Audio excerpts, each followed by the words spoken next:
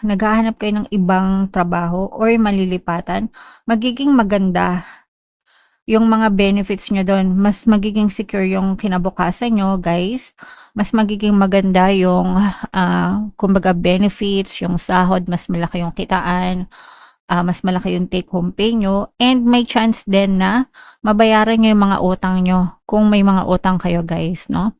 Kapag lumipat kayo ng trabaho. Kasi yung iba, parang yes, may trabaho kayo ngayon, pero may mga utang din yung iba sa inyo, and parang break even lang.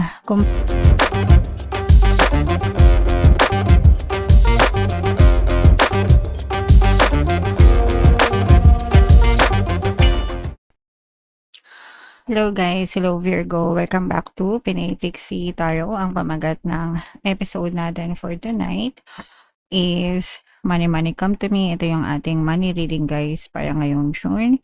Para sa Virgo, Sun, Moon, Rising Sign, and Venus.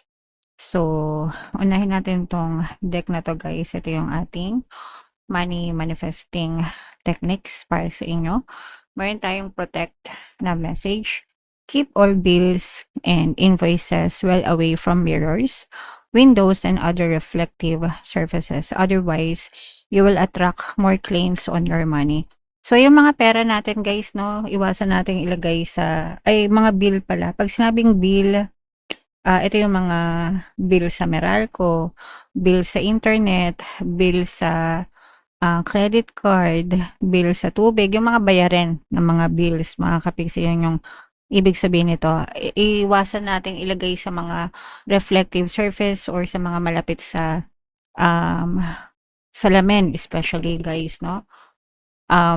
Although sa mga bahay naman ngayon, aesthetic na yung mga salamin. Kasi nung unang panahon or mga dati, yung mga bahay kasi dati, yung mga salamin sa bahay, meron sila yung mga lagayan ng suklay. Hindi ko alam kung alam niyo yun.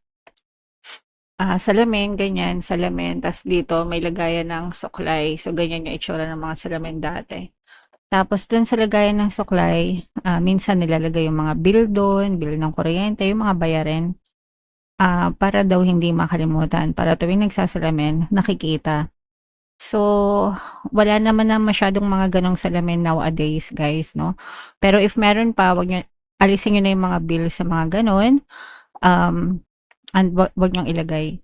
Ilagay niyo na lang sa mga drawer or sa lamesa na nakikita niyo, guys, para mabayaran niyo. Kasi kapagka reflective siya, kasi nga yung salamin reflective, so pag sinabing reflective, nagre-reflect, dumadoble. As a consequence, more claims on your money will follow. Parang maraming kang kaagaw sa pera mo. Maraming bayarin na nagche-chase sa'yo. Mga kapiksi, maraming humahabol sa pera mo, okay?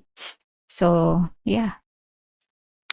Imbis na mga bills na bayarin, maglagay kayo ng pera or magdikit kayo ng pera, guys, no? Sa salamin para mas dumami yung pera nyo. Okay? Alright. So, comment down below, guys, if naintindihan nyo yan. Shuffle natin to. Hanapin natin yung energy ng Virgo, mga kapiksi. Habang sinashuffle ko to, guys, panoorin nyo muna yung video natin regarding sa ating paano mag-manifest ng abundance video course. Kapiksi, sawa ka na ba sa mga struggles at hirap sa buhay mo? Masipag ka ba at masikap sa buhay ngunit hindi ka pa rin umaasenso? Ilang beses ka na bang nag-attempt mag-negosyo at mag-invest pero palagi ka pa rin nalulugi? Sa pagkakataon na ito ay maaaring may subconscious beliefs ka na nagiging balakid sa iyong pag-unlad at pagyaman. Introducing, paano mag-manifest ng abundance video course. Dito ay matututunan mong ma-overcome ang mga balakid mo para tuluyan ka ng umunlad, umasenso, sumagana, maging matagumpay, successful at maswerte sa iyong kabuhayan, pera, trabaho, negosyo, salapi at kaperahan ng bonggang-bongga. Dali, mag-send na ng email sa pinoypixie@gmail.com at simulan na ang iyong pagyaman ngayon. Alright, so sa lahat ng gusto mag-avail ng course, guys, meron tayong paano mag-manifest ng abundance video course, paano mawala ang third party, at magkaroon ng harmonious na relationship, paano pabalikin sa ex device breakup. Sa mga interesado, guys, mag-send lang kayo ng email sa pinoypixie@gmail.com. And sa mga naghahanap ng pampaswerte, guys, meron tayong money shaker jar. Ito yung, guys, super liit na bote, pero super powerful, super effective. At saka ito, guys. So sa mga interesado, ito yung WhatsApp number ko, chat nyo lang po dyan, guys. Super effective niyan, as in, kaya kung gusto nyo sa success, guys, mag-avail na kayo, madaming success stories yan. So ito guys, this is both positive and negative. Virgo, kayo ay na-represent ng King of Pentacles. Ito yung ating money energy, mga kapiksi. So ito guys, yung iba sa inyo, nalulubog kayo sa mga problema. Para kayong kumunoy guys, no? Na nalubog sa problema. And parang kinakain kayo ng mga problema nyo. Mga kapiksi, lalo na kung may mga problema kayo sa mga bayarin or sa mga utang guys. Para kayong kumunoy. Para kayong nalubog sa kumunoy guys. Tapos hirap na hirap kayo na makalabas dun sa kumunoy na yon, mga kapiksi. So for some of you, ganun yung na-experience nyo. Kaya parang hindi matapos-tapos yung mga problema nyo sa buhay, mga kapiksi. Yung iba naman sa inyo guys, you have fear of going out of your comfort zone. Takot kayo na magsubok ng mga bagong bagay. Kaya nai-stuck naman yung iba naman sa inyo na stuck sa buhay.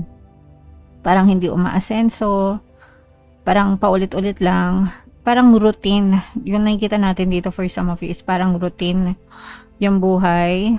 Gigising sa umaga, papasok sa trabaho, uuwi, matutulog, repeat. Gigising sa umaga, papasok sa trabaho, uuwi, matutulog, repeat. Pero walang progress.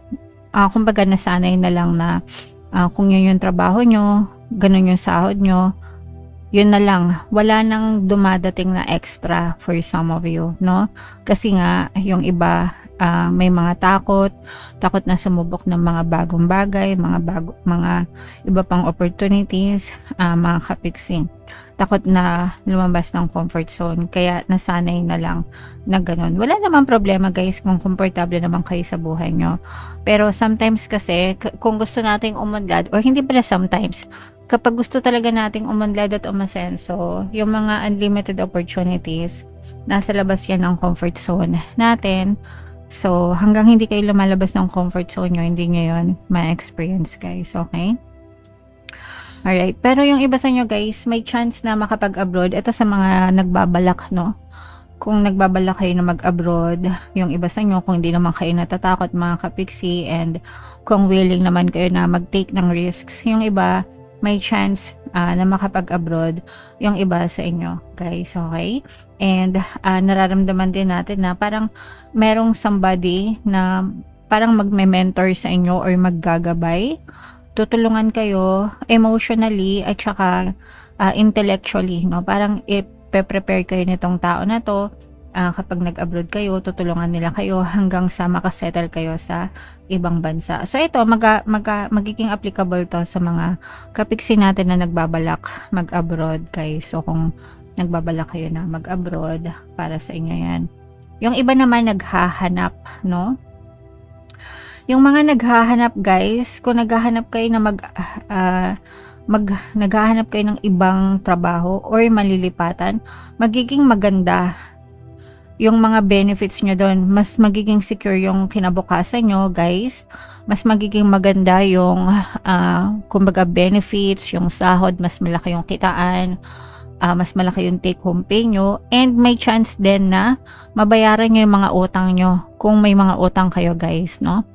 Kapag lumipat kayo ng trabaho, kasi yung iba parang yes, may trabaho kayo ngayon, pero may mga utang din yung iba sa inyo, and parang break even lang, kumbaga sa sahod, magbabayad ng utang, kakapusin yung sahod, uutang ulit, mag-aantay ulit ng sahod. Ganun yung cycle ng iba sa inyo.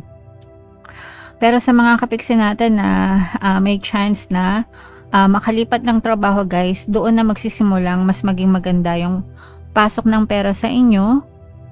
Again, sabi ko nga, maaaring mas maganda yung benefit, mas malaki yung sahod, or mas malaki yung mga komisyon, depende kung anong makikita nyo yung trabaho or ano yung source of income na yan, pero mas malaki. Parang mas magiging financially secure and mas magiging financially stable ka dun sa malilipatan mong trabaho or dun sa mapipili mong additional source of income. Yung iba, pwedeng hindi ito bagong trabaho guys, pwedeng bagong pagkakakitaan, addition. So, pwedeng part-time job o kaya side hustle. o kaya sa online, ganyan. Kasi ngayon, uso na guys yung may mga pinagkakakitaan sa online bukod pa sa mga full-time job natin, mga kapiksi. Okay lang yan guys kasi kailangan talaga natin magkaroon ng multiple streams of income if we are after wealth and abundance, no? So, wag niyong isara yung pintuan ng mga opportunities sa inyo kasi magiging financially stable and financially secure kayo, Virgo. Okay? Alright. So, yeah. Comment down below if naka-resonate kayo dyan, mga kapiksi. So, eto guys, shuffle natin to. Buno tayo ng additional message. Ito guys, i-mind nyo na tong financially stable, financially secure, mga bagong opportunities, chance na mag-abroad, yan. Yan yung mga nakikita natin na positive energy sa inyo.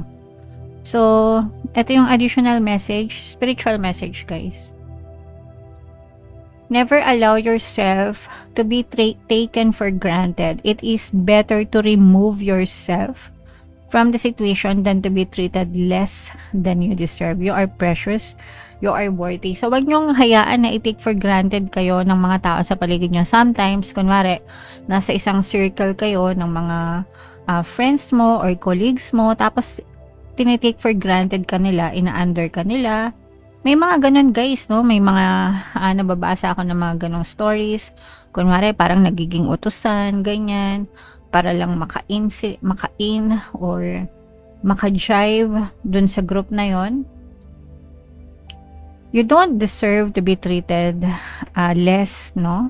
Kasi lahat tayo pantay-pantay. So, hindi porket mas mayaman sila or mas maganda sila or mas matalino sila or whatever, tatratuhin na nila kayo na hindi nila kapantay. So, hindi mo deserve yon. So, mas mabuti pa na mawala sila sa buhay mo kesa sa imaltrato ka nila. Yun yung ibig sabihin nun, guys. And, wag mong itolerate na imaltrato ka ng ibang tao dahil lahat tayo pantay-pantay. Okay? So, yung mga ganong klase ng tao, wala silang respeto. So, hindi mo rin sila kailangan sa buhay mo. Okay? Alright. So, yeah. Comment down below, Virgo, if naka-resonate kayo dyan. Lahat ng mga magaganda dito, guys, i-mind nyo na sa comment section. For more tarot readings, ito yung playlist nyo, guys. Ito naman yung ating success stories ng paano mag-manifest ng abundance video course. Panoorin nyo itong video natin, guys, about money shaker jars. Thank you for liking, sharing, and subscribing. See you next time. I love you all. Have a nice day. Bye-bye.